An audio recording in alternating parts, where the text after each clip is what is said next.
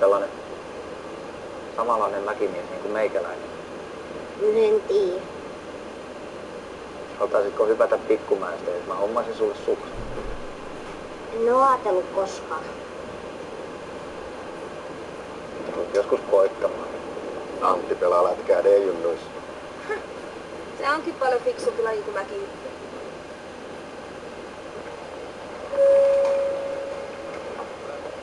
Pakko saada yksi pelkää lentämistä. En ole siinä ollut lentokoneessa. Kai sitä nyt voi yhden ottaa.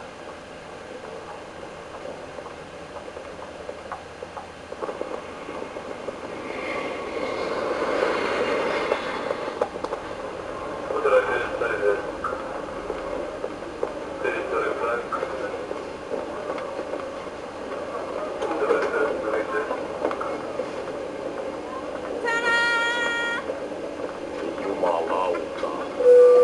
Ei voi olla totta. Jumalautaa.